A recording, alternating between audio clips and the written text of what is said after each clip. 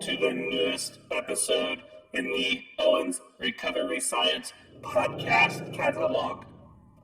On this episode, President and founder Johnny Owens speaks with Dr. Luke Hughes of the University of Northumbria. They discuss Dr. Hughes' work on blood flow restriction exercise and how it might be used to assist space travelers like myself in recovery back to terrestrial living.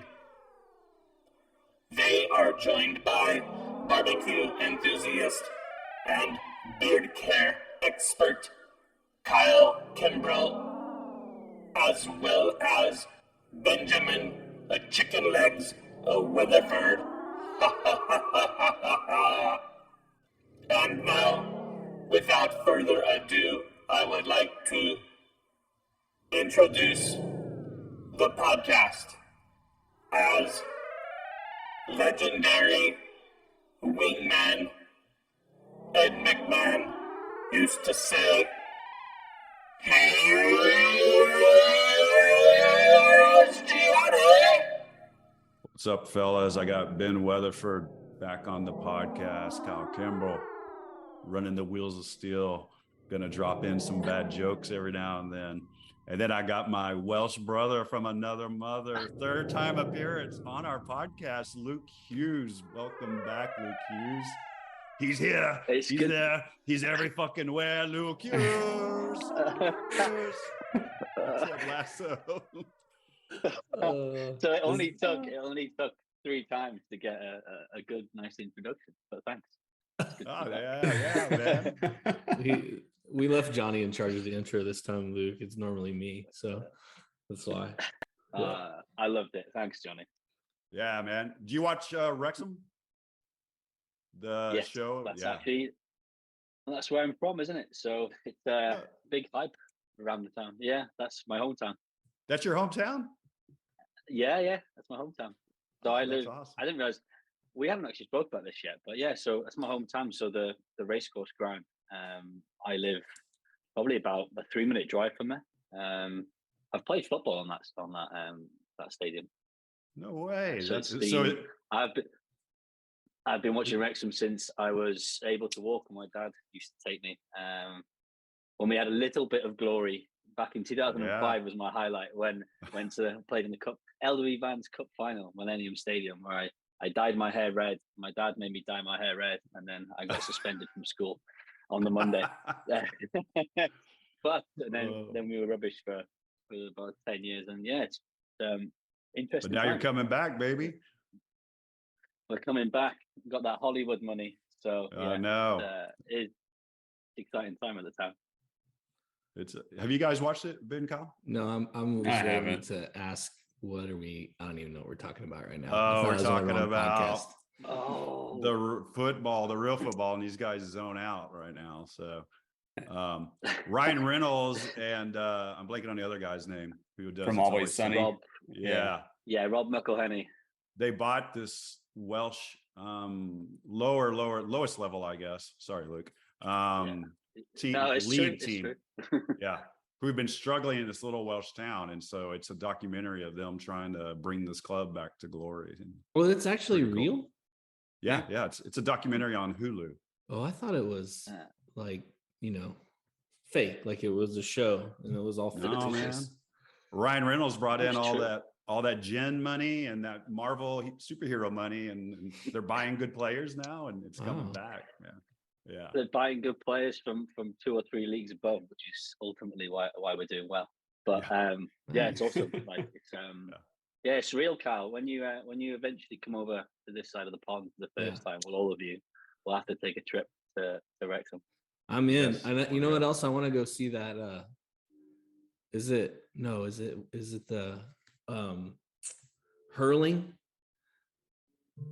Is that Welsh too? Hurling? No, that's that's Irish. That's right. It's Irish. That's Stephen. That's a brutal sport, man. We We can go watch, but there's no way I'm playing. I don't want to That play is a it. No, it brutal looked sport. brutal, but it looked like super entertaining to watch. Have you guys seen hurling before? With the giant, where they flip the giant piece of wood? No, it's like it's some weird kind of hybrid between lacrosse and like rugby and baseball. They have these long handled paddle looking things that are, I think they're leather. So they have kind of like this scoop sort of paddle. And then there's this ball that they literally like flick it in the air and they take a full swing like a baseball bat and hit it. And they play on this massive field. But I think what is the most interesting about that sport, beyond I had never ever seen it before, and I saw a commercial, I saw like a report on it or something on flipping through channels. It's towns or counties that basically compete against one another. Like they have their own team, and it's very, very strict. Like who can be on your team, you know? So it's like just very kind of pure in that regard. I felt like there's like Ryan Reynolds ain't coming in and corrupting hurling, you know, like we're not getting this kind of thing happening. It's just like your community, your people, are you good or not, you know? And you know, a couple really legit players could literally like transform like a community kind of thing. So it's kind of neat. From that. So how did you come across this? Like, dude, I don't know. What kind of research were you doing when you came across hurling? That was one of those. That was my question, Ben. Yeah, it was just super random. It was super random. Sports Quarterly, ESPN. Took them like 20 minutes to explain it. It might have been the Ocho. It might have ESPN 8 the Ocho. There's potential that it was that. I don't know. It was. I just remember sitting fascinated, like what are they actually talking about right now? Right after the cornhole championships, and okay. No, hey, cornhole's prime time now, Ben. There's big money. In fact, there's corruption in cornhole I saw recently. So yeah, that and fishing. You know, they're using weights inside their they put weights in the fish. And they're like messing with the bag. They're deflating the cornhole bags. It's like Tom Brady and Robert Kraft got their Deflategate, man. Into get their tentacles into cornhole somehow. So my local yokel cousins out in West Texas, they got busted in competition with steers because they glued fake hair on it to make it look like it had more hair, and so the hair started falling off during the competition. So what is that? Are they judging the steers by their appearance? Well, I guess if you have hair in certain spots, you know, like it's good. Like Kyle, if you had hair on your head, you would be like much more marketable. So having hair in the right places matters. Oh my god. Anyways, moving on. So the reason why this is a wasn't I the one that was supposed to make the bad jokes? The reason why we have our man Luke on again for the third time is he's made a shift.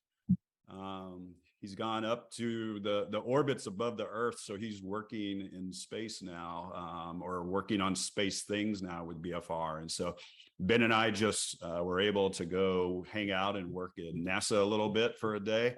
Wish we were there for longer. We got the coolest tour, the tour I didn't get to have when I was a kid on my field trip to NASA. We got the behind the scenes tour. So, and Luke had already been talking with NASA there with our friends. And so Luke, welcome back, man, and want to give us kind of an overview of what you're doing now and kind of the cool things you're seeing. Yeah, sure. Thanks, Johnny. Well, first of all, I am extremely jealous of that thought because I haven't ever been over to there, so that's something on my bucket list. So at the minute, as of was January, February this year, I'm now up in the northeast of England, where the Vikings are, as Kyle always says, and I'm working in the aerospace medicine and rehabilitation lab here at Northumbria University. So we're working on three kind of key space-related projects, which are funded by the UK Space Agency and ESA. So the main kind of focus of the current projects is looking at lumbopelvic deconditioning with space flight.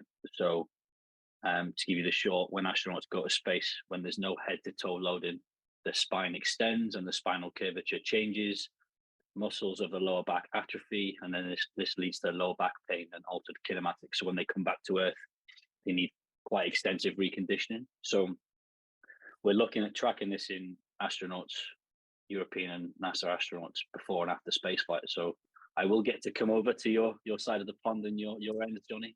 Nice. We'll meet you there. So do some testing, and then we test them when they come back from the space station approximately 6 months later, and then throughout a reconditioning period. And we're looking at the level of deconditioning and developing a simple, non-invasive way of quantifying the change in curvature and low back pain that could be used for patients with low back pain on Earth, which is kind of like a key aspect of any spaceflight related research. If you want to get funding to do research in spaceflight area, spaceflight field, it has to have terrestrial health implications, which kind of makes sense. So that's one key project. The second one is basically looking at all the same things, but in a bed rest study. So up in the mountains of Slovenia next year, we're going to be looking at lumbopelvic deconditioning in people undergoing 60 days of head down tilt bed rest. So they're basically completely in the bed. Yeah, 60 days at 6-degree head down tilt, which is like the angle used to simulate fluid shifts that you get in space, which I'm sure we'll talk about a bit later. So these guys are paid like a lot of money to be in bed. Who signs up for that? Yeah, that sounds awful. To I be don't honest, think you could pay me enough money for that. I mean, when I kind of find out what they're typically paid, I was thinking about switching from the researcher team to the. it's that good. Yeah. Dude, the amount of muscle you're going to lose, I mean, it's going to take a year to try and get that back, if you ever do. There's quite a lot of deconditioning, but like in previous bed rest studies, this is going to be my first one, but in previous, my current bosses done a lot of these, and previously there wasn't a huge amount of emphasis on rehab after these studies, but now, ethically, there is a lot more time put into that as well. So we'll be looking at the effects in simulated, bed rest is like a good analog for spaceflight. And then kind of the third area, I suppose, is relevant to us is with the BFR. So starting to explore how blood flow restriction might be useful as a countermeasure to spaceflight, which is partly because I've done BFR research. I'm also a bit of a space nerd. So combining the two, it's quite fun. So we've got up in the lab here, we've got it's called the variable gravity suspension system. So we can simulate microgravity in the same way that NASA and ESA can with their vertical treadmill facility, but we have the added benefit that we can simulate hypogravity, so different levels of low gravity.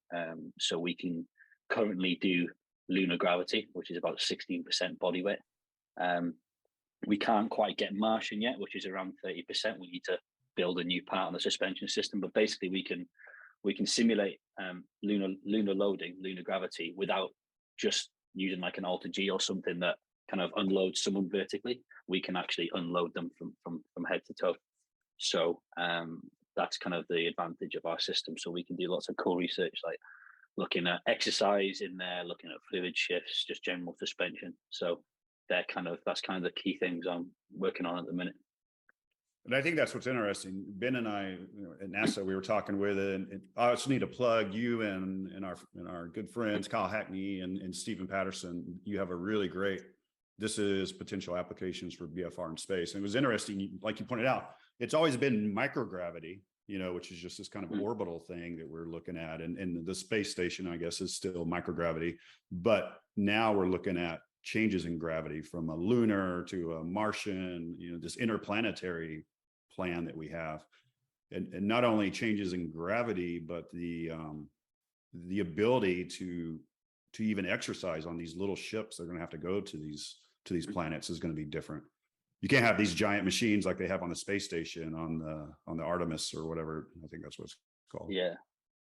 No, the space station, like the current exercise equipment, so kind of three key bits of equipment: the treadmill, the cycloergometer, are kind of the two ones that are used mainly. And then you've got the advanced resistive exercise device, which allows some forms of resistance exercise, typically multi-joint bilateral stuff.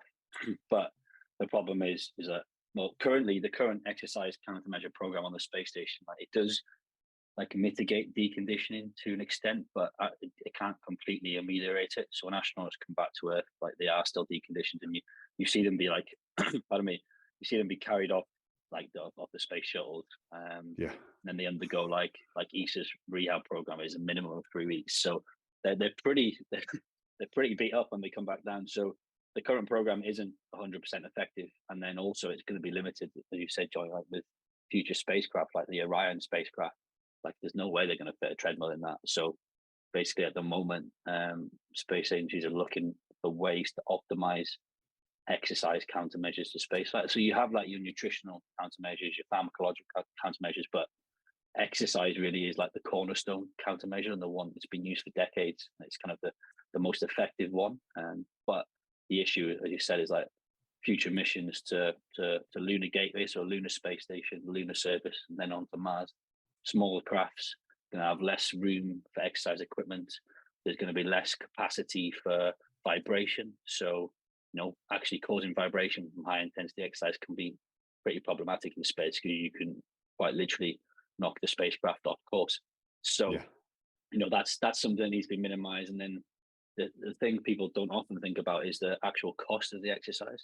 Like you have to remove CO2 from a very small tin can basically in space, not quite a tin can, but you have to remove CO2 and remove sweat and moisture and keep things in a really finite range.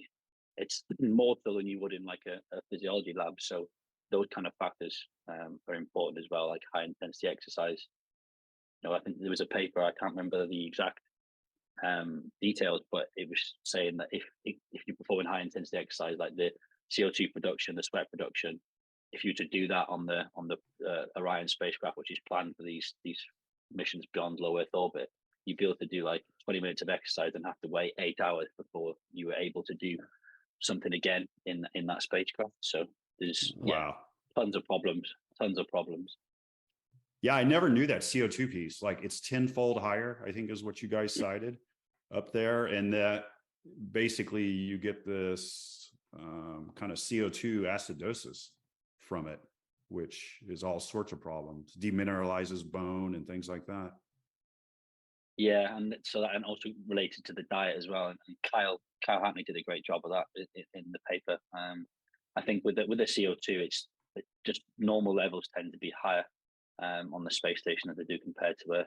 Just it's in terms of removing CO2, it's a confined space, multiple reasons. But yeah, so like doing exercise producing more CO2 then adds to this, so it has to be removed. So like actually people think that the size of the spacecraft is the biggest barrier for everything, but specifically also exercise countermeasures, whereas actually it's maybe like the life support systems that might be the biggest issue. So that's crazy. In the paper, one of the things we spoke about was if BFR is low intensity and reduces these responses, then perhaps life support systems don't need to be as advanced or as work as hard or as big or as heavy, and all things which kind of factor in. Yeah, you cited, I guess, BFR. Was that off of Alex Franz's work, maybe, that CO2 levels are less than high intensity? Like, I can honestly say I've never looked at what BFR does to CO2 levels. To be honest, we didn't include that until after the first round of revision. So one of the reviewers pointed out that CO2 is high on the space station. So what's happening physiologically with BFR, and we touched on some of Alex Franz's work and just basically showed that how any changes are kind of rapidly return to baseline as well in terms of in the blood, because this idea of like the hypercapnia with high levels of CO2 like in the blood, astronauts get headaches and lots of other things associated with that. But we kind of just showed that the limited data we have suggests these changes are really transient, so we wouldn't imagine it would have a longer term impact on their health in that respect. But ultimately, we don't know until we try it up there. Yeah, so I guess two things potential for BFR then is it's a space saver. Did you guys get it? Thanks. Thank you. Ooh, boy. You've been holding on to that one? I enjoyed that. I've been waiting, man. I didn't hear a word you said, Luke, because I was just thinking, when am I going to get this one? When am I going to drop this one? I get this. So yeah, but it is a kind of a gem in a box. So you have that piece, but then also the potential reduced CO2 which was a whole, we didn't get asked that question at NASA. I'm glad we didn't, because I would have been like, I don't know. But that's a whole nother piece that's pretty interesting. So I guess let's go into other problems. So we know the CO2 thing and space limitations. What about the fluid shifts? Yeah, so that's kind of one of the first things that occurs when astronauts go up to space. The head to toe gravity vector is removed. The fluid shifts from the lower limbs towards the head. So a couple of problems arise from that. So the astronauts get swelling in the face. So they get puffy face, and then they get chicken legs, which is the scientific term that's used Chicken for legs? that. It's puffy face, chicken legged astronauts. Yeah, honestly, that terminology has been used for years, but they actually do look like that if you look at a before and after. So that we gives saw them that, nausea. man. We saw the astronaut pictures before, the ones that are up there right now, and then we saw some pictures or videos of them on the space station. It looked like they'd gained 500 pounds. Their faces were so swollen. It was crazy. We're like, what is wrong with their heads? The camera literally adds 10 pounds. Yeah, space. So yeah, I mean, it is a visible shift. I mean, all that fluid goes centrally. Right. Yeah, so up towards the head. So in terms of the head, there's the nausea, the headaches, and there's some evidence that implicating it in changes in eyesight in astronauts. But then you get, in terms of the central cardiovascular type of changes, you get a lot of the fluid moves into increase in central blood volume, increase in cardiac preload, stroke volume, cardiac output in the early, the first week or two of spaceflight, which just seem to, the data we have just seem to level out after a while. But you've got you don't have much blood flow or blood pooling in the lower limbs like you would on Earth. So that's hypothesized to be one of the factors that leads to astronauts experiencing orthostatic intolerance when they come back to Earth. Getting dizzy, like not just when they actually get back on Earth, on the way back in, like through re-entry as well. Lots of astronauts report the feeling of like dizziness and faintness. Yeah, you guys put out, it's actually the hardest part of this is when they return to Earth and dealing with being back in whatever term you use for Earth gravity is actually harder than what you're dealing with in space. Yeah, they actually adapt, like astronauts adapt quite quickly to what's happening in space. So you have the fluid shifts in the acute phase, if you call it, the first couple of weeks, and then you get your muscle atrophy, your release of bone mineral from skeletal stores, the cardiovascular deconditioning kind of occurs more chronically. And obviously, the longer you're up there, the more deconditioning you get. But actually, returning to Earth presents multiple problems because all of a sudden you've got that 1G again active from the head to toe. So we're focusing currently on the effect on the spine, lumbopelvic deconditioning, and what that means for low back pain and how difficult it is to rehab. But everything else is affected by that as well. So the muscles, the bones, and one of the biggest issues when astronauts come back, like in terms of, well, I can't speak for NASA's rehab. You guys probably know more about that than me. But in terms of the European Space Agency, like they have a 3-week rehab program, and it focuses predominantly on postural control first. That's one of the biggest issues astronauts have when they come back. So it's working on postural control and then starting to work on rehabbing the muscle and muscle growth, and then improving the strength and function. So kind of the postural control, sensory side of things is one of the biggest issues. And it kind of makes sense because you think as soon as they're up in space, they don't really have any sensory input. It's pretty much in space, astronauts use their legs to hook them onto a bar or something when they're doing some experimental work with their hands. So they pretty much don't use them at all. So this returning back to Earth has lots of problems. I think it was similar. I think it was 30 days though, right, Ben? That they're in quarantine and also working on rehab, and then vestibular is their main one right off the bat, like what you're seeing over there. We saw pictures of these guys getting off the shuttle or something. It wasn't shuttle, it was whatever.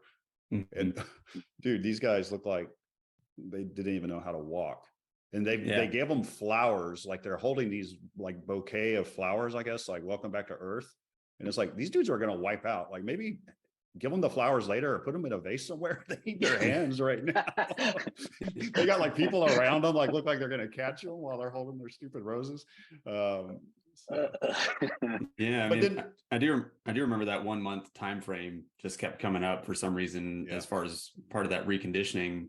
But yeah, the images we saw of people coming back, they had a handler, had to have somebody on each side helping, like hold them up. walk them. Yeah. They like regress back to 1 year old. They carry. It looks like. It's what it looks like. Yeah. Well, it's the chicken legs. Yeah. I'd be in trouble if I went up there. I don't have enough volume in my legs to contribute to this central shift in fluid. So, one of the things that I really didn't have an appreciation for before talking with the folks at NASA is just the time frame for being on the space station. It's like you're up there for 6 months, potentially a year in some cases. So the idea that 3 weeks to a month is really that big of a time frame to make change after you've been up there that long just seems inadequate. And because you said like spinal bone loss is like 1% a month, is that what it was, or a week? I forgot what it was.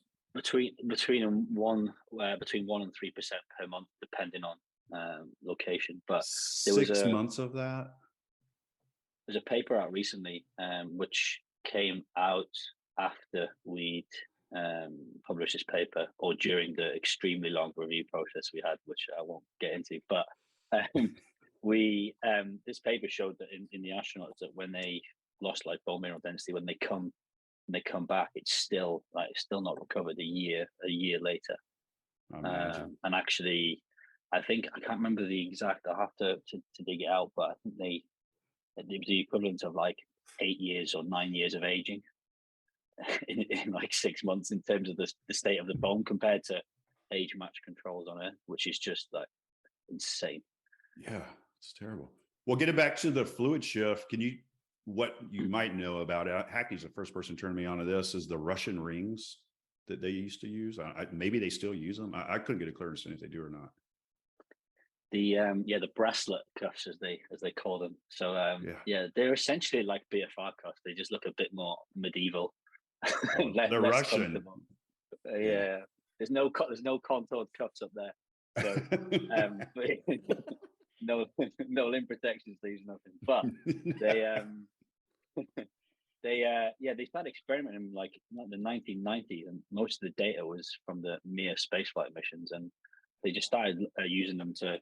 The idea was to kind of prevent fluids from shifting from the lower limbs toward the head in the first few days of spaceflight, and encourage like venous blood pooling. And there's very limited data, but we covered it briefly in the paper. But the data suggests that it was partially effective in helping prevent or mitigate some of the changes, orthostatic changes, cardiovascular changes during spaceflight and when they return to Earth. And like NASA have gone one step further in recent years, and like with lower body negative pressure. And I know Kyle Hackney's published on that previously, I think a few years back. So we kind of proposed that BFR could potentially be used in those early days. Like kind of like a passive protocol that we use for like mitigating atrophy or recovery, just doing something where it could be on the astronaut while they're doing other things. And that's actually one of the key things of the space age is like time. Like astronauts' time is very expensive. Like it's something like £20,000, $20,000 for 10 minutes of an astronaut's time for an experiment. Like it's really expensive. So any way to minimize time is key. So if you could do an intervention like that they could have on their legs while they're doing something else with their hands, it could be like really beneficial to the wider context of the mission, not just for the primary purpose of mitigating the fluid shift. Yeah. And some of the NASA scientists, we had calls with them. I think they got them. They were getting Delphi cuffs, and they were just going to try and apply them up there for venous occlusion, just intermittently throughout the time. Very low profile way to do it. I mean, basically you need like 50 millimeters of mercury on and off, trying to control that. So looks like they're trying to do that next step. Nice. Yeah. Well, it was all kind of the Russian data is all low pressures. You don't need. They said high pressure. You don't need much. 40, 50 millimeters of mercury, you probably forget it was on very quickly. It's not much at all. So It's our sham protocols everyone uses, basically. Yeah. What not only astronauts' time, the amount of freaking time it takes an astronaut to get up there is crazy. Because we had a couple of astronauts with us. They were astronauts in training. And we're like, when do you think you're gonna get up there? He's like, man, I hope in about 5 to 7 years. That's our average. Did you have the ASCANs, I think they're called, the astronaut candidates? Scott Kelly's book, and he was talking about his time as an Afghan. Like 2 years 2 years general training, and then you have to wait to be selected for a mission. I know. It's like, what do you do then for like 7 years? Just kind of moping around, working out a little bit, waiting.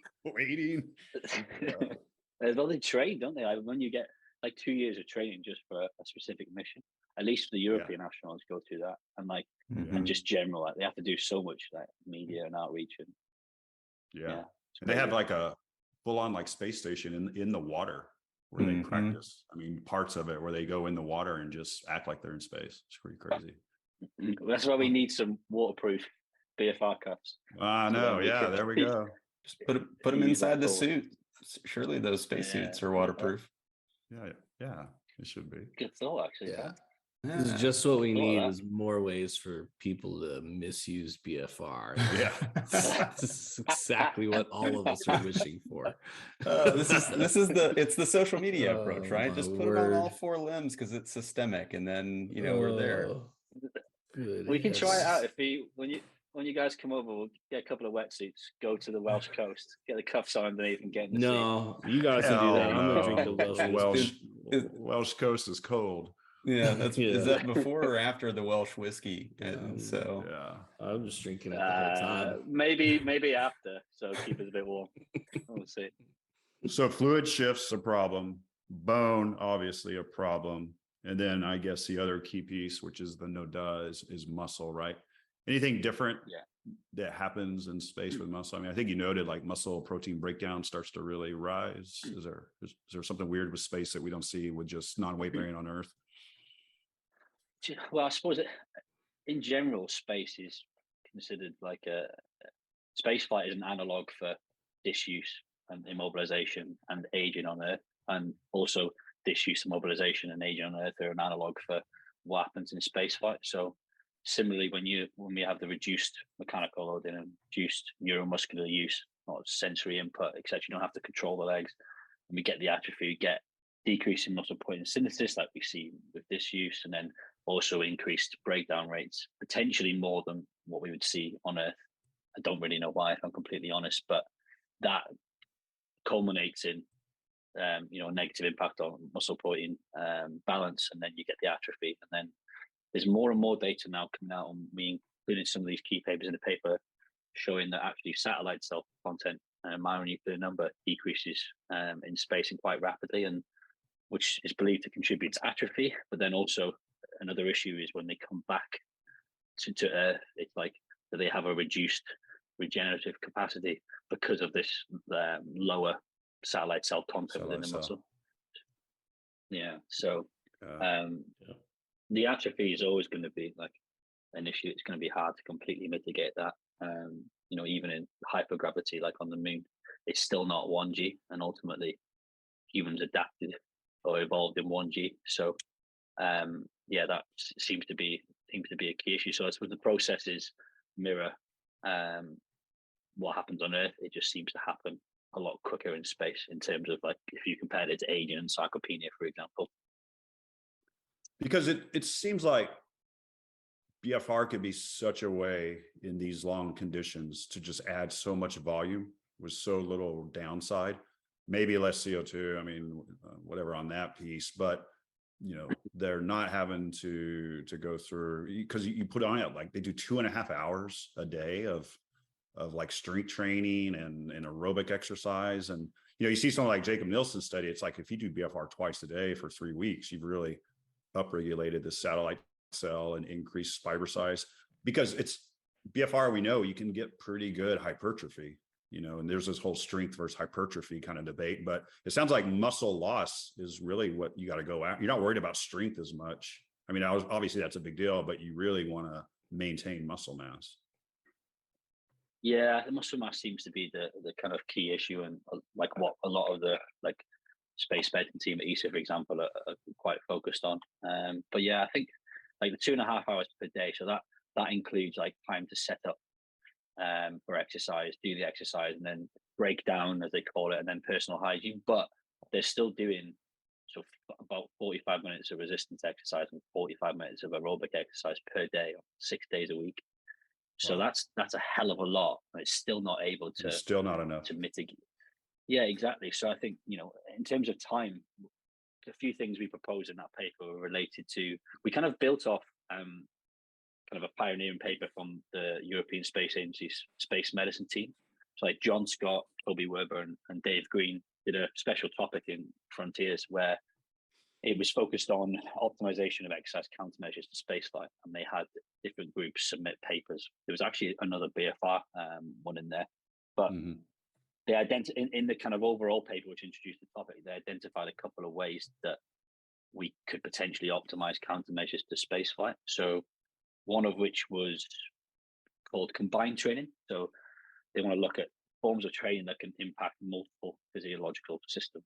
And obviously, we know from BFR using like a growth restriction with aerobic exercise, for example, we not only can we get aerobic adaptation, we can get muscular adaptation, potentially bone adaptation as well, potentially tendon. We don't know yet, but you know, so that's one of the ways we propose that BFR were really beneficial, because you can do one type of exercise and potentially impact all of these systems. But more specifically in relation to your question, Johnny, or your point, is that they spend a lot of time exercising, and one of the other strategies they identified was more efficient training, whereby we could reduce the time without reducing the efficacy. And we cited and described that classic Abe paper where they did low intensity cycle training, 40% VO2 max, I think it was, 45 minutes versus the same for 15 minutes with 15. BFR. And yeah, and the improvements in muscle size and strength, and I think VO2 max and time to exhaustion, if I remember correctly, and like just showing that, you know, a third of the volume in terms of actual time prescribed was able to not only produce comparable adaptations but greater. So that's another way we've proposed that BFR could be beneficial. It's like maybe we don't have to do as much, so you have less time for exercise and more time for other mission related tasks as well. So, and then like with the BFR exercise protocol, you know, we're getting all these benefits simultaneously, we think. Especially, I think aerobic exercise could be the way to go with all this different impact. I think I'm getting more and more interested in the aerobic side of things as the research they always do well. I'm like, you want a good BFR study, just do aerobic. It always seems to work. But you couldn't get it on the small one, right? You wouldn't have a bike or a treadmill if you're going to Mars. Like that. Yeah, so you'd need potentially you'd have something small. There's like, you can get like the kind of, they're used in rehab over here. I'm assuming they're used on your side of the pond as well. The small kind of arm ergometers or leg ergometers where you can literally put them on the end of a patient's bed for someone who is bedridden. So like that Sunberg paper, you know, the one with the localized change and like people lying reclining on their back. That type. Yeah, so there's those kind of options, but I think I didn't think ultimately anything that reduces time can impact multiple physiological systems and is low load. Like a big problem for future spacecraft, well, these devices have to have like a vibration isolation system. So, you know, if high intensity exercise may not be possible or feasible in these spacecraft. So, you know, it also depends on, I suppose, the context of the mission. Like if we're thinking about Lunar Gateway, returning back to the Lunar Space Station, the early missions are probably going to be a couple of weeks, 3-4 weeks at a time. We're probably not going to see a huge amount of physiological deconditioning to the point where they're debilitated when they return to Earth. The problem will arise is when they're spending time on a lunar space station, spending time on a lunar surface, and then like a Mars mission is going to take 3 years. Like we don't even know if they'd survive that physiologically. Wow. Like space risks aside, back from the space station after 6 months and they're absolutely ruined. How are they going to cope with 3 years? Well, from what you've said so far, it kind of sounds like they just come back looking like what we think those Martians look like, with the big old heads and bulging eyes and stuff. Skinny legs. Sounds like and skinny legs. Taller. Just like, it's just They like look like Ben. They look like already. I mean, I could be a model for y'all's, projects moving forward. Skinny legs, big head. I'm in. Hey, you guys be nice to Ben. It's his work anniversary today. It's yesterday. Oh, really? Today's Ben's work anniversary. Ben's day. Yeah. How many years, Ben? So we have 7 years in. 7 years. We have to be nice to Ben today. Yeah. Happy anniversary, Ben. Oh, thanks. I feel special. You don't get anything till 10. That's when you get like whatever it is, China or something. So, Luke, and I'm sure this is something that we're planning to address, but it popped in my head as one of the things that I remember us talking about when we went to Houston is, one of the major things they were concerned about and trying to figure out ways to cope with was just the kind of vascular degradation for that time in space flight. You talked about them coming back looking older. I mean, they were talking about some of these astronauts coming back almost looking like they're an older person with some peripheral vascular disease when they come home. And so, that really also kind of piques my interest with potential applications for BFR, even if it's just the wear cuffs and do intermittent venous occlusion or something like that to get just the intermittent hypoxia for VEGF for some sort of maintenance of vascular structure along with what you're doing to the other lean mass.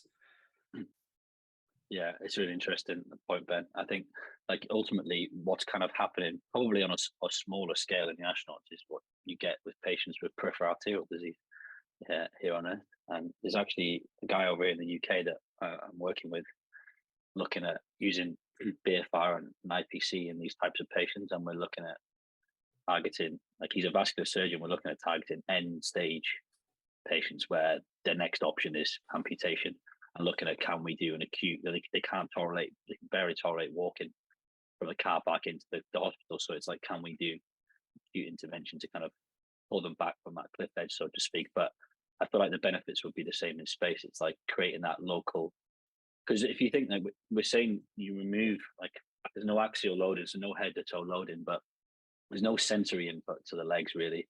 They might hook them onto something so they can do some of their arms, but they're not using their legs. They pretty much, if you look at videos of astronauts, they pretty much use their arms to move around and navigate and even propel themselves one side of the space station to another. So they just don't use those legs. So there's like minimal physiological stress peripherally. So I feel like that would be, whether it's using it with exercise or as you said, passively, intermittently, I feel like it would be kind of a really good area to explore.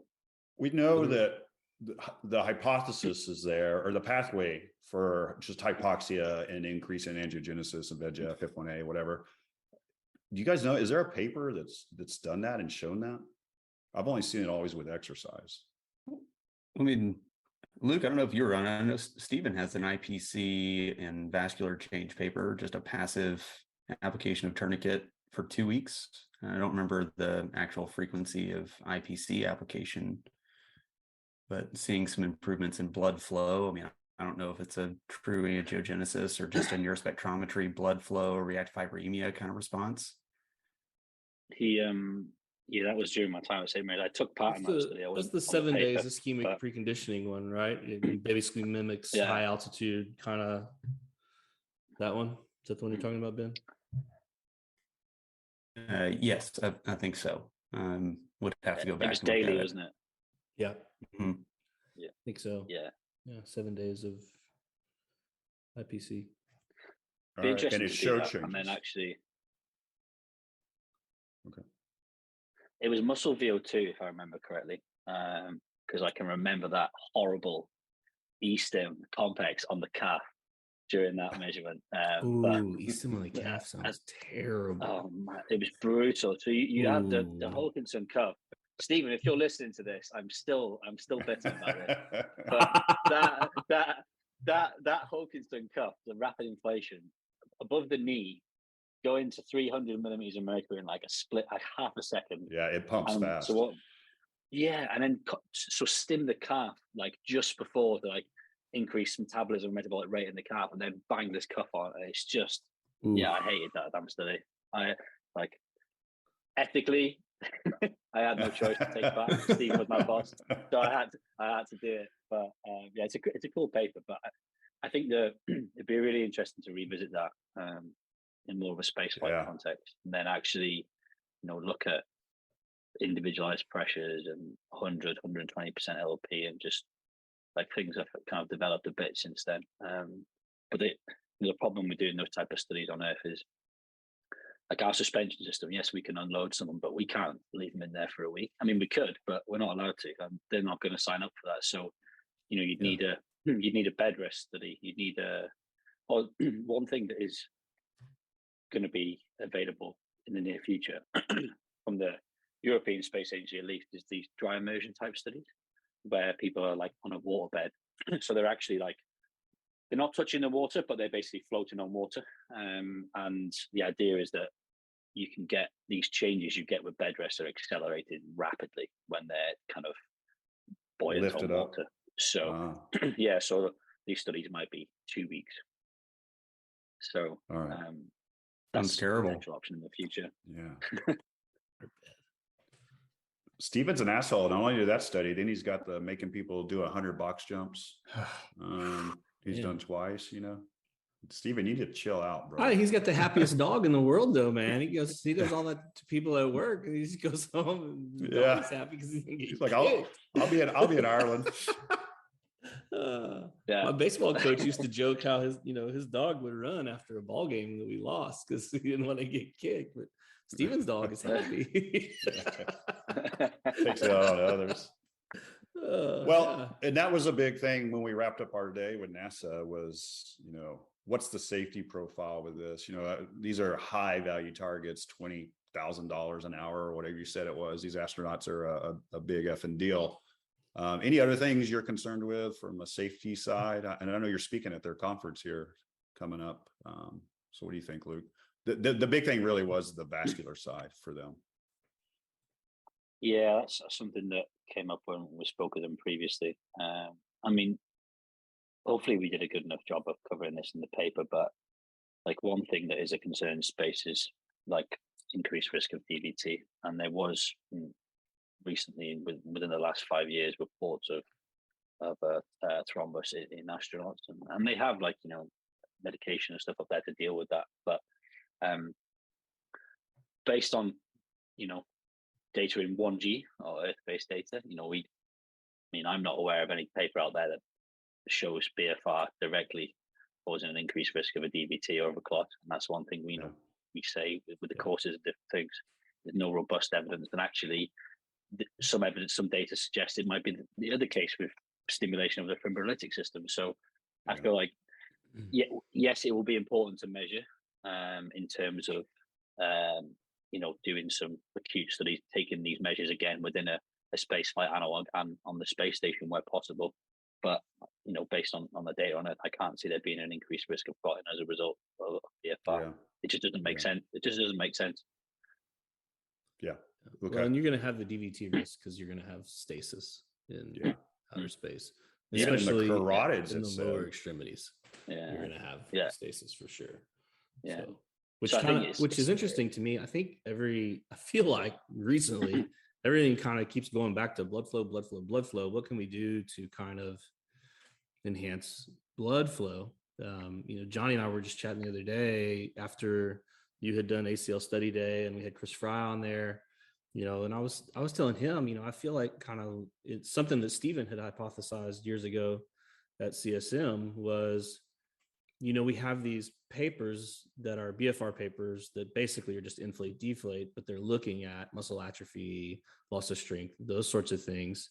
And they're assigning a cause to that being this like swelling response, this idea that hypoxia causes this swelling, and then that in turn kind of keeps that muscle a little bit healthier, a little bit better able to produce force and stay around. But Stephen had said, nobody's really talked about the blood flow side, and I kind of wonder, like, as closely as those satellite cells are tied to the capillary beds, when we see kind of this shifting away from type 1 fiber to type 2X fiber, people are getting more anaerobic You guys talking about the VO2 max side of things, the peripheral vascular kind of disease presentation. It just feels like, anything we can do to kind of normalize blood flow in outer space or in potentially maybe a disuse or a relative disuse scenario on Earth would be Kyle, a really positive we thing. we don't call it Earth on this podcast. We call it terrestrial. Oh, terrestrial. Terrestrial. That's a really interesting. Yeah. I think you've really interesting point, Kyle. I mean, ultimately, if you strip it back, anything that the muscle needs or wants or gets delivered to the muscle gets there via the blood. We try and look at it as simply as that. So, and that's where I thought, blood when you were talking about just countermeasures, in my head, I was kind of going, it seems like maybe, actually like aerobic exercise might make a bit more of an impact in outer space with BFR than maybe resistance exercise, just kind of thinking about it from that perspective. Because in my head, I'm like, okay, what can we do to like get the heart pumping and push blood around to the area? And then, can we kind of enhance that maybe with the addition of BFR?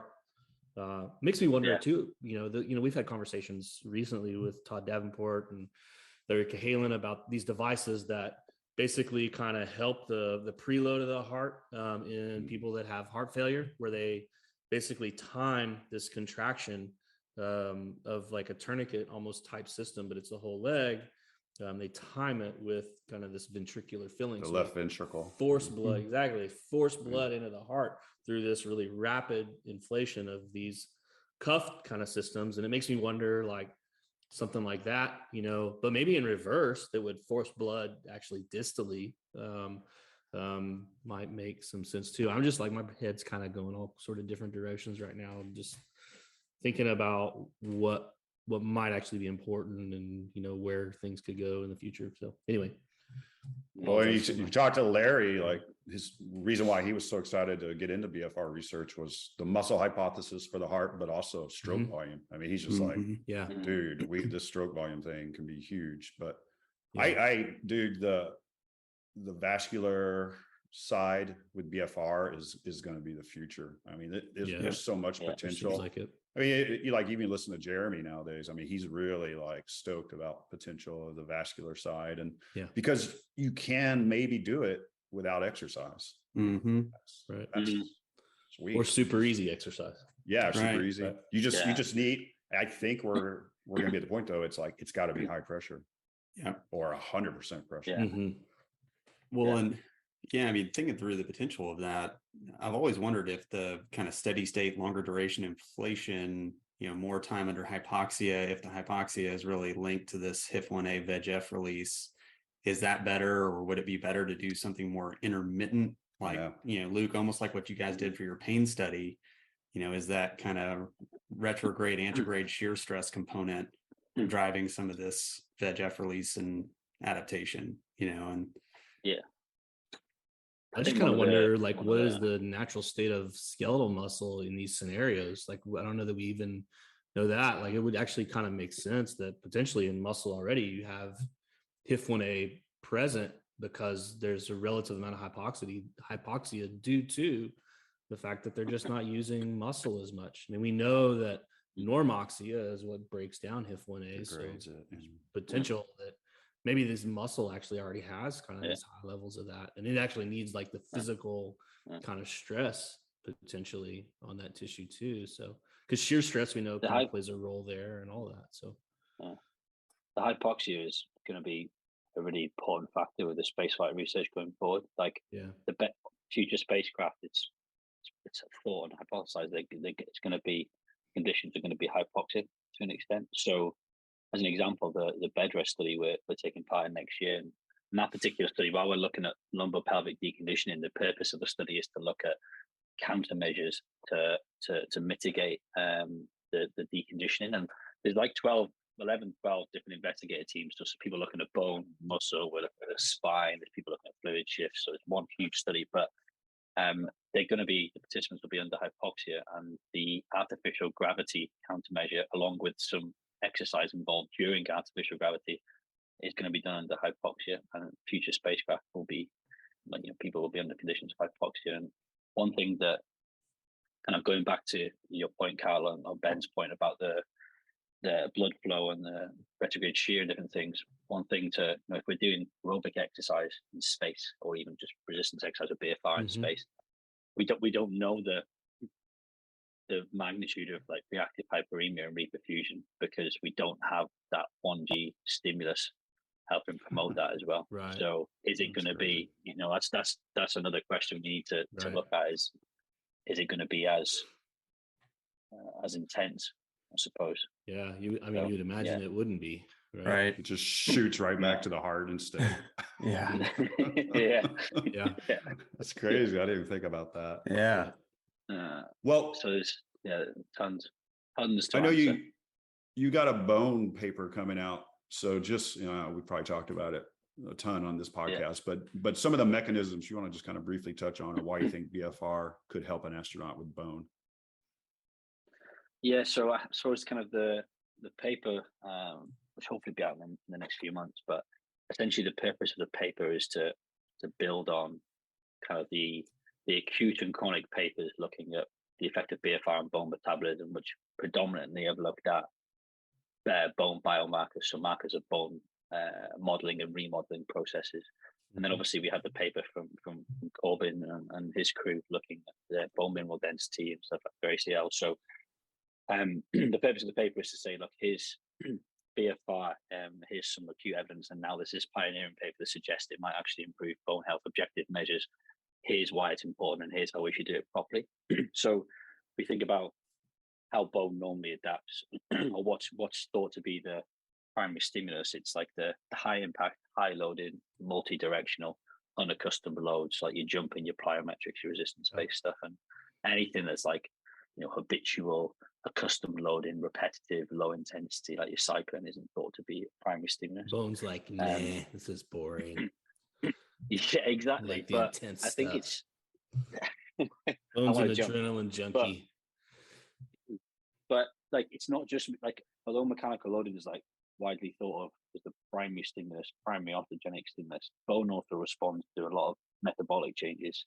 So alterations in pH, alterations in calcium availability within the blood, multiple things. Some actually bone responds to some factors released into the blood from the skeletal muscle itself. We know it responds to growth hormone, VEGF, all these kind of changes we see with BFR. So yes, BFR is inherently low load, so that the loading, the high impact, multi-directional and accustomed to load isn't there, but the metabolic stress is there, and then some. So if it's if we're getting the hypoxia, HIF1 alpha, upregulation of VEGF, improved blood supply, increasing growth hormone, all these different factors, that's how we think, and we propose in this paper, BFR might impact bone predominantly through those pathways. So in an astronaut in space, or even let's say on the moon when they're at 16% body weight, it's going to be hard to load them to the intensity that typically thought to be required for bone adaptation. But if we can stimulate the bone, the local bone tissue, through these metabolic changes, then that might be beneficial to stimulate adaptation in that way, in the absence of the high mechanical load. Yeah, I think combining Corbin's paper and Lambert's with that Bullet paper, I just think is awesome. Heavy and BFR did basically the exact same thing for bone. Low load did nothing in that. So the kind of the idea for this paper with Chris Sentner from over in Germany, we've done it together. The idea is to kind of set out a methodological framework for any BFR bone related studies going forward. So perfect. Yes, if you look at acute changes, you've only got your bone biomarkers. You're not going to see changes on a DEXA scan, but changes in bone density acutely. So they're the chronic measures. So the bone biomarkers can give us an indication of what's happening to the bone acutely. But actually, if you look at the general bone literature and what thought of as defined as optimal in terms of the biomarkers you select, the time course of when they should be assessed, how the studies should be controlled, the BFR evidence is really poor in that respect, in terms of, yes, it might have included some of the key biomarkers, but actually the time points where it's been measured in BFR exercise and maybe shown no change is because that particular biomarker is known to peak within the first 50 minutes after exercise and then return to baseline. And then a BFR study, for example, acutely may have measured it at 40 minutes post and reported no change. Doesn't mean that there's been no change. It means that you've measured it the wrong time. You missed it. There's so many factors. Yeah, I was actually surprised, like in terms of how much control and how many confounding factors there is to like acute and chronic bone metabolism, but more so acute. So hopefully this paper gives us a bit of a framework to do this stuff and kind of optimize and look at those mechanisms, look at VEGF. I think it's important right now that we kind of acknowledge and highlight, if you will, this fact that we think there's definitely some potential for BFR to impact bone in a very positive way. We have absolutely no clue what are the best parameters to even begin to elicit a response. We have no clue if it will help heal bone that's injured. We definitely have thoughts, and we think that there's some potential there, and we're happy to kind of conjecture on how to sort of build a program, but we don't know a minimal dose response. We don't know optimal. There's like, it's just this big mush of, we don't know. But here's how you could maybe program exercise to really optimally kind of stimulate skeletal muscle and do these other things. And that probably has some really way to be a freaking party pooper, dude. Well, hey man, like there's already a Con Ed piece out there telling people how BFR heals fractured bone, and it doesn't cite one single human study. So I don't want people walking away from our podcast thinking that they just slap a cuff on and do 20 minutes of exercise and BFR is going to fix their bone problem. Like that's not a thing. There's a whole lot of layers to this bone piece that we just don't know. And even if none of that works, bone loves muscle. So if you're losing muscle, it goes south. If you're giving it muscle, it's happy. There's a crosstalk. That's typically the talking point that I take is, since we don't really have the data on bone, let's stick to what we know, which is the muscle. And how the hell are you going to control for a study on fractures and really have enough, of a similar model population to compare? You got to go with the animal model. And people don't like animal models, even though it's the only place where we can actually control variables. Well, can't. The only way you can really do, sorry, Johnny, go on. No, you go ahead, Luke. I talked to the only way we can really do these studies is, like as Kyle said, we have no idea what's optimal minimal dose. Is like all these controlling for like circadian rhythms, nutritional status, sex, genetics, all these factors that I've learned recently influence bone metabolism and how the bone responds to acute and chronic exercises. We have to control for all of these and then do a parabolic type study where we say, right, here's a 14, 16, 18, 20 week program, and we're going to compare directly to high intensity. We're going to have low intensity with BFR at 80% LLP, and have it 40%, 20%, whatever, then a low intensity alone in a control group. Measure all these mechanisms, these changes in VEGF, and then have a look at the objective measures, the DEXA scans, and assessing it that way. And then that's going to be the starting point where we see something there, we can think, But one thing I always point out to people with the BFR, especially like when I talk about pain, for example, or we discuss how it might or hypothesize how BFR might have an effect on bone, as Carl said, we don't have any objective data yet. The first real piece of objective data is the study from Coben and Lambert really out there, but it's that we haven't got a specific BFR and bone protocol. We haven't got a specific BFR and pain protocol. We haven't got a specific BFR and vascular adaptation protocol. The same protocols we're using, the same protocols we're using are impacting all these systems. So again, like if you're putting the cuff on to rehab a muscle injury, but there's also a bone injury, and you're doing the 30, 15, 15, you're doing your LOP 80%, your 30-second rest, you might be impacting multiple physiological systems, which would be great if so, but ultimately you've usually got one goal for doing that. So anything else is like an added benefit. And at present, we know BFR exercise causes hypogeusia, and we started to identify some of the mechanisms in my previous postdoc, but we know so little about it. And like that wasn't a specific pain protocol. It was just your standard BFR, what we think is optimal at the moment, but we actually don't know if that's optimal. Right. Well, like Jeremy said, it might be it's just a simple change of pressure. Like I got a vascular patient. Okay, we know this is the pressure we need to use, type of thing, which will be so cool if we get to that point. Yeah. I mean, that's like dialing in medicine there. So we just need some trials. Yeah, it's so interesting. I think one of the biggest questions, and this came up in the ACL study day with Kyle and Chris Fry, is like, what's the minimal dose? I feel like we're driving so much towards working out what's optimal, myself included. But recently I thought, take a step back. What's the minimal dose? Like, what is the bare minimum we can get away with? And that's not just from being lazy. It's more of you might have some individuals, some populations who are so deconditioned, they can't do anything at all. It's like, what's the minimum we can do to have an acute benefit that day one, then do it again day two and increase. And then, similarly for astronauts, yes, they're not as deconditioned and low compromised and debilitated, but they're constrained in terms of time and equipment. So what's the absolute bare minimum we can get away with to mitigate changes? I feel like that's another really important, besides the BFR research that hasn't seemed to be explored really yet.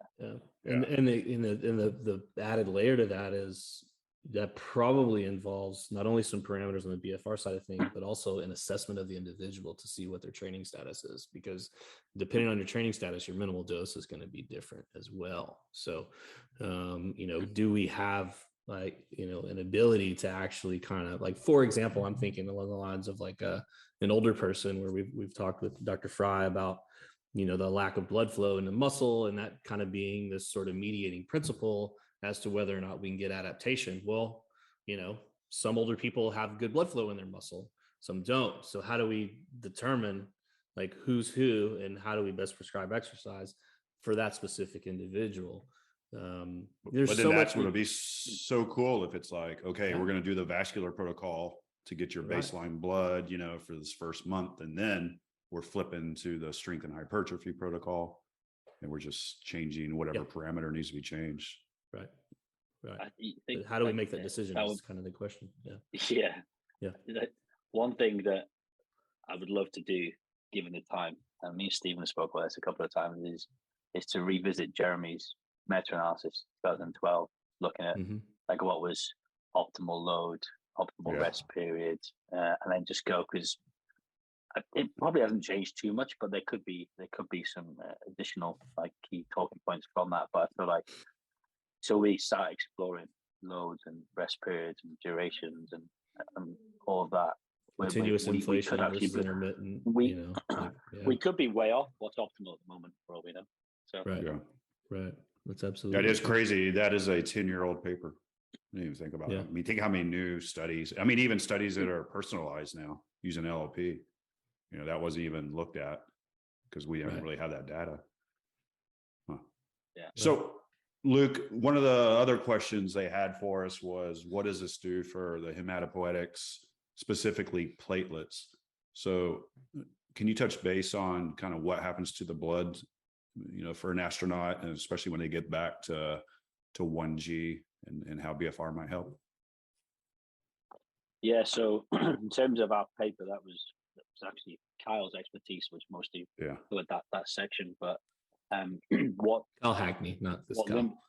By the way, I've appreciated you saying his name every time, because I'm like, wait, no, this isn't me. Okay, you could just say smart Kyle. Smart. Okay, yeah, here we go. Well, he is really smart. I mean, he's smart. He's smarter than me. Smarter than all of us. Luke, yesterday was my day. Yesterday was National Kyle Day, so today really Johnny was. gets to pick on me. Yeah. Was it your work anniversary as well, or was this some? No, it was just National Kyle Day. I'll send you the text message. I forgot to send it to you yesterday. He just found some obscure website that had it listed as National Kyle Day yesterday. Which I didn't find it. My friend it happened to coincide he was with celebrating me yesterday. And he sent it out to all of our staff, and all he got was a bunch of eye rolls from all of us. So. It wasn't a great day. Chris supported me. Our computer guys supported him. Computer guys supported me. Everybody y'all have a bromance anyways. So yeah, I like Chris. He's my new bestie. But yeah, sorry. Back to Kyle Hackney, not National Kyle. So basically, there's again limited data, which tends to be the story with astronauts. Yeah. But suggesting that a lot of the astronauts have hematopoietic, pronounce it correctly, disorders and like altered responses when they return to Earth. So changes in blood cell mass and obviously changes in blood flow, which we discussed. And it has been linked to hematopoietic stem progenitor cells, so HSPCs, as Cal Hackney likes to call them. So he's done a couple of papers now, I think, on that, looking at the role of hypoxia in upregulation of these cells. So if I'm completely honest with you, in terms of my understanding of exactly what happens in the spaceflight context to these when they return to Earth is limited, because we have limited data to draw upon for that. But what has been documented in these astronauts is they do have changes in plasma and whole blood volume and changes in the mass of different blood cells, which tends to make them more predisposed or present with symptoms of these disorders, whether they've actually developed the disorders or not, or it's just they've just acutely developed the symptoms. We don't know yet. Do they give them whole blood when they get back? Are they getting things like that that you know of? I don't know, to be honest. I'm not sure. I don't know if the NASA guy said anything to you. I mean, I've not come across or read anything related to that. But I suppose, if a 3-year mission to Mars, they're going to have some frozen blood, I'm assuming, because I think so. An injury and loss of blood. Yeah, never mind the actual changes to blood cells. Yeah, exactly. So I don't know if they're given any blood on their return. I'm not sure. Yeah. Well, it's down. That they said that's a big deal, is trying to get platelet and just blood volume up in the post reconditioning phase. So yeah, Kyle did show ACE2 was up, the progenitor cells were up. That paper we did with the Andrews guys, an acute bout of BFR, platelet count was significantly up, and the progenitor cells. So it seems like those are just acute studies. All of those. Do you think that's like hypoxia mediated? Because those papers I find like extremely interesting, and that's like an area of BFR or area of like blood physiology where I'm kind of like, whoa, what's this is like pretty technical mechanistic stuff. And do you think that's how is BFR having such an immediate acute effect on these platelets, for example, which are usually only called upon in the event of needing form a clot? Yeah, I know. I'm not sure, but I don't think it's volume related, because the Andrews ones, they really wanted to hedge their bets. So they did 4 exercises bilateral and showed this kind of decent increase that went away. And then, but Kyle and them, they just did 10% 1RM, like a leg extension, like basically, I think it was a Biodex, and found the same thing. So that's really low volume. And found it. So it might be like, it's more of a hypoxia thing. In the Hackney paper, did they look at platelets, or was it just the CD34 positives? CD34 and ACE, yeah. Yeah, because what was interesting too about the Andrews paper is the timing of the platelet increase. On the multiple times that they looked at it, it was really just like immediately after deflation, it was significantly up, and then 30 minutes later, whatever the next time point was, it was not elevated anymore. Yeah. Don't know. But it was an antecubital blood draw, and they did the leg exercises. So it wasn't like they trapped platelets and drew it out of the popliteal vein or something. It was a systemic. It's like stripping it back, I suppose. Like it's just another example of how, like what we were saying from the paper, the HSPCs just don't behave as they normally do when they're in space, and acutely when they return to Earth. I don't know how long that lasts when they return to Earth, but in terms of like cell differentiation, proliferation, like those things just don't work as normal. And BFR might be a way to potentially kickstart that physiology again. And I suppose that's kind of what we're talking about when we're saying about how the muscle behaves, satellite cells, muscle points, and the vasculature. It's kind of, suppose if we had to put an umbrella term on it all, of how BFR might be impacting the physiology side of things for getting the operational benefits. Like, it's just kickstarting things that aren't being used as much as they normally would be in terrestrial or 1G on Earth. If you Good job. Yeah, good job. Keeping it astronauty here.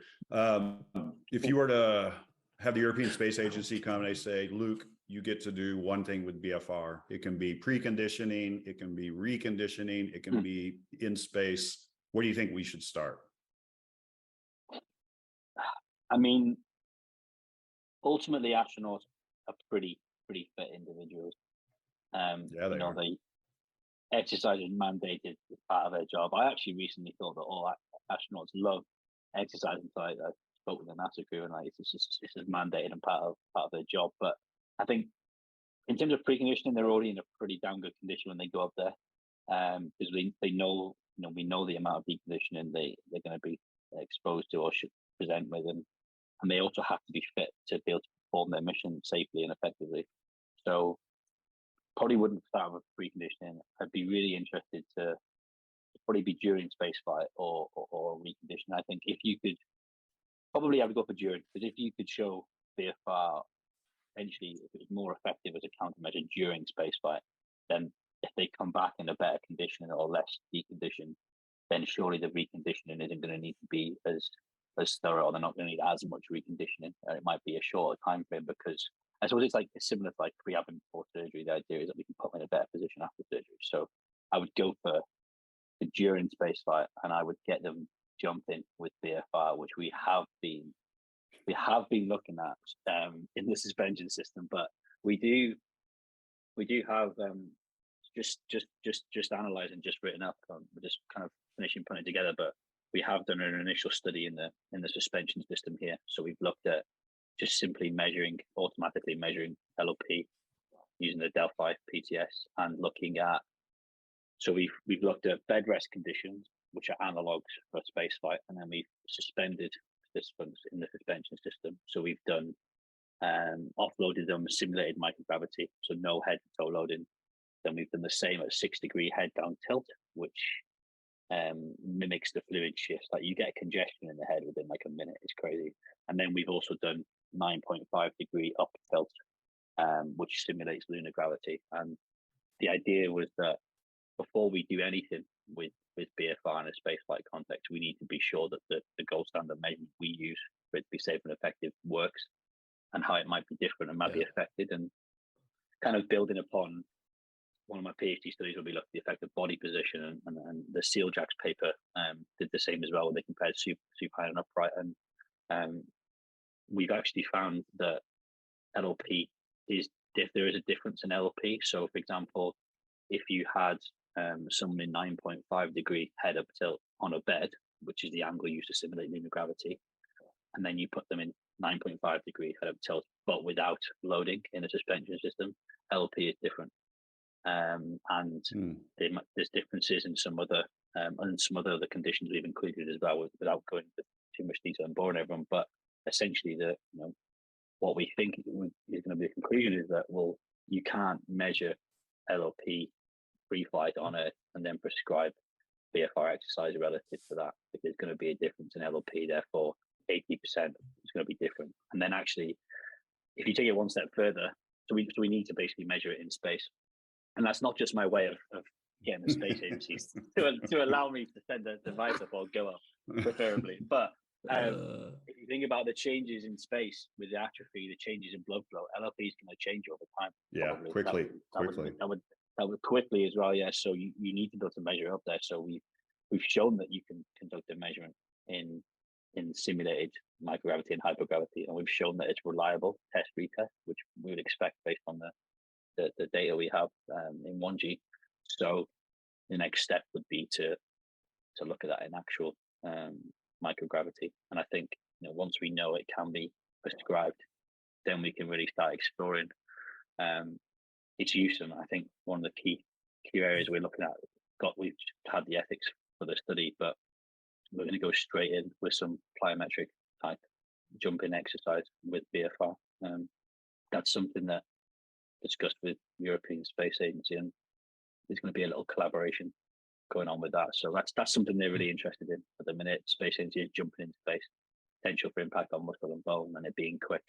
So we want to look at, can BFR make high intensity jumping more effective, or can it can it be implemented during submaximal hopping and then potentially make the the acute response greater, similar to like what we typically do with BFR? Can we reduce the exercise intensity and put the cuff on to increase the response? So there's a couple of ways we're gonna look at that, which hopefully will lead to some.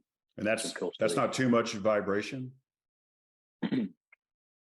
This is one of the concerns for the study. So I think we're gonna not so much for us, and we can jump in our suspension system like for the health and safety checks, but ultimately for you to space flight, the idea is to minimize vibration. So you do have like vibration isolation systems, and if you look at like John Kennedy and a couple of the guys from St. Mary's actually, where they did a parabolic flight earlier this year with the jump sled that they developed, which was developed in a Pilates studio, actually. Interesting. But they looked at jumping on the parabolic flight, so that's something that space agencies, I think that's developed further to be basically almost cleared for a technology demonstration in space. So we know jumping is something space agencies are interested in. So I think that jumping with BFR and then the aerobic side of things is probably where we're going to start. And the difficulty is, like on Earth, you can't really do any training studies. We can simulate hypergravity, lunar gravity, but we can only look at acute stuff. So we can do the acute crossover type of studies, but we can't do anything chronic unless we get access to bed rest or water bed. So we'll see. But that would translate. We used to do BFR jumps on the shuttles systems, so basically jumping with 25 or 50 pounds on there, and it's a smoker, man. But we just did it without any reason to say why we're doing it, just to screw with service members. It's be good. It's fun, like doing it in the lunar gravity is really good, because you go up and you're like, oh damn, I'm actually not coming back down straight away, which is actually what that's feeling. But so when you guys come over, we'll have to get you doing it. Nice. I don't know. I was a pretty good basketball player in my time. I already know what that feels like. Just floating through the air. Oh wow. The epitome of dude. Yeah, if you want to feel like you're a slouch, go hang out with a couple astronauts for a day. They're like 6'2", 6'5", just like rip shape, and guys like, I'm a doctor and a PhD in nuclear physics. It's just like flight surgeon, and astronaut. On the side, I'm a Air Force pilot. Crazy. Honestly, it's absolutely crazy. Like this, there's one NASA astronaut, I forget his name. Is it maybe Johnny Kim, who's like Navy SEAL, Navy SEAL, medical doctor, physician. I'm like, this guy's not actually that. He's like maybe 10 years older than me. I'm like, what have I been doing all this time? Been in the pub too much. I'm in the pub. No personality at all. None. Yeah. Sure, he's boring as hell. Cool. Any other questions, you guys, or anything else you want to add, Luke? All right, here we go. It's gonna be an hour. No, it's not. But it's something we have not talked about, and you guys briefly touched on it in your paper. So I'm really kind of curious, largely because there's a very big conversation in like the ACL reconstruction world about the nervous system and how the nervous system is changing after these injuries to the knee. And generally, it's believed presently that the nervous system is changing in large part due to the injury at the level of the knee, the actual tear of the ACL, arthrogenic muscle inhibition, all of those things that have the joint itself is telling the nervous system essentially to kind of change and to use the muscle in a different way. I'm really kind of curious, and no one ever talks about, well, does the muscle feed back on the nervous system? If you just kind of stop using the muscle, does it feed back on the nervous system, and does it change the nervous system in some way, or vice versa? So, and if you think about it, like at some level, it kind of goes back to blood flow again, because we have neurovascular bundles. So, I'm just kind of curious on your end, Luke. What do you feel like we know about? Does the nervous system adapt? Does it not? And how do those things kind of interrelate? I mean, it's a good point, Carl. I think it makes sense in terms of, as we're starting from the input, almost is like the lack of the sensory stimulation. as well. Like one of the areas that I know ESA and teams at ESA have been interested in is looking at countermeasures that combine sensory stimulation with exercise. So, for example, being on like an uneven like force plate or something that where you almost like exercising on one of those like half balls where you have to like balance yourself for like neuromuscular control side of things. But I know it would make sense to me that if lack of sensory input would lead to changes coming back out where the muscle's just not activated as much. So it's not as good as turning itself on, which we think is what happens with. I mean, you guys are clinicians, you'll know more than me, but we think that's what happens with the ACL injury side of things, where because you're not using the knee extenders of the quads, that they lose their ability to turn on as quick, that inhibition linked to pain and swelling as well. But I think lack of sensory input would be, a big factor in that. Right. Yeah. We're back to we don't know. Yeah. Well, I mean, I know that's kind of where it goes in the end, of course, but I'm just kind of What's curious. Your thoughts, Carl? I feel like you're like in terms of like lack of use, whether that's from an ACL injury or from lack of. I think it's very hard to remove one from the other and to really tease it out, which is why I have such a problem with us seemingly kind of like tipping our hat to AMI, and it actually being a joint driven thing. I think that it makes a whole lot of sense to me that if you stop using a muscle, that the nervous system goes, hey, hang on a second. We used to be getting a lot more afferent kind of feedback from this region. And it makes a lot of sense that you would see central nervous system changes, like the brain kind of trying to figure out the hell is going on with this quad. It's not doing what it typically would do, and right now you're in a circumstance where you're not using the quad because it freaking hurts to use it, when you put the weight down on the limb. I think if we look farther down the road to the work from Sue Sigward and those and Matt Chang, Sue Sigward gets the mention a lot because everybody knows her name, but Matt Chang also part of that study where they've actually studied. Here we are 6 months later, after this person's had their ACL reconstructed, they've been going through rehabilitation. We watch them move and they look like they are moving normally. But when we actually look at the force plate that we have in their shoe, that's giving us feedback as to how they load that limb, they are still unloading their quad. So this unloading is sustained for a very, very long time after ACL injury.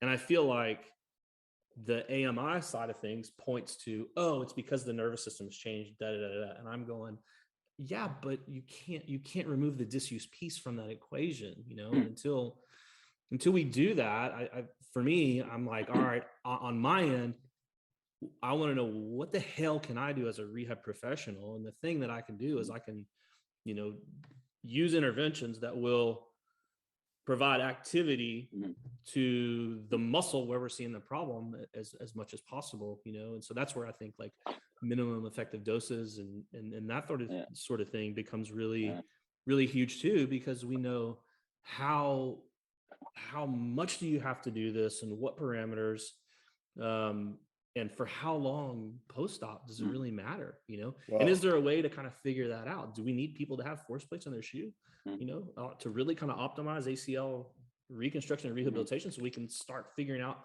when they actually start using that limb normally? Because watching them walk into our clinic, watching them squat, even measuring their force output, those things don't answer that question. And it seems almost like it's protective, like it's trying to get you not to use it. And like Chris showed, the muscle changes after these injuries. So if the muscle's like, screw it, I'm going to go stiff, I'm going to give up my satellite cell, content.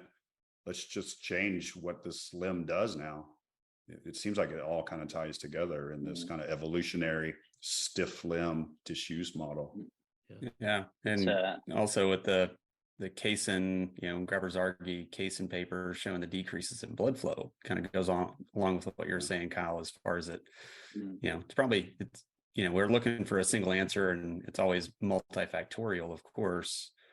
But, is it really just dumping all this stuff because all the input it's getting is don't use it, or I'm not using it, so I don't really need it as much as well. And I think it's pretty clear from that 2019 Nobel Prize in Exercise Physiology and Medicine, there's more than 100 different gene responses literally tied to hypoxia. 300. It's 300. So it is a basic way that our physiology functions. And so I think to just ignore that and not pay attention to it in a situation where, well, we know type 1 fibers are going to go away. What do type 1 fibers use for freaking energy? Oxygen. Right. So I just think we're not going to solve this problem until we actually really investigate it thoroughly, I think is where I land. And I just don't think it's been investigated thoroughly. And just looking at the brain and seeing changes when people try to do certain things, it's just not enough of the puzzle. It's interesting for sure, but it's not enough of the puzzle, and it's not freaking solved by blinky glasses. It's a messy area to kind of separate out. It is. And I don't want to minimize that. I make jokes about it, but I just think it's like people. It's tough, and like there's more recent data that shows that there's actual changes in like gray tissue, so white and gray matter after spaceflight, and we don't have data as far as I'm aware. Maybe I've missed it on my corticospinal excitability and inhibition in astronauts. Certainly not in space, but that's what I'm super curious about. What happens? There's a guy in Northumbria, a physiologist who's there's a lot of like TMS, and he's looking at like corticospinal changes in like postmenopausal women and aging, and actually has some early evidence that corticospinal tract and its function like becomes less efficient with menopause, and it may be a direct result of like a hormone imbalance which occurs in menopause and these changes. So it's like looking at those tracks and how they might adapt to spaceflight, which essentially is reduced loading and reduced sensory stimulation, and using like your ACLs and people as an analog on it, I think is interesting. But those measures are always going to be hard to get in flight. But so I'm grossed out now. That was too much neuro talk. As any good podcast ends with us, we've come to a big shrugging. We don't really know. So we just became answers, and you didn't. We just became a Cochrane review. What are researchers? I'm using that. You just got to make sure you enunciate when you say that word. Kyle really likes to speak in absolutes, especially when it comes to science around the course. So, Mr. Black and White. Yeah. All right, man. We kept you too long, Luke. I know it's late over there. Thanks, man. Fun, I'm happy for you. I know you've always wanted to get into the space side, and dude, I hope one day you become an astronaut and get to go up there, because I know that's your goal. But if not, maybe Wrexham will get promoted and you'll be just as happy. I might take the latter at the minute, to be honest. I think I might opt for the latter. We'll see. All right. Thanks, man. I want to go see a Wrexham game. Go watch it. It's good. Yeah. All right. We'll sort it out. Take care, everybody.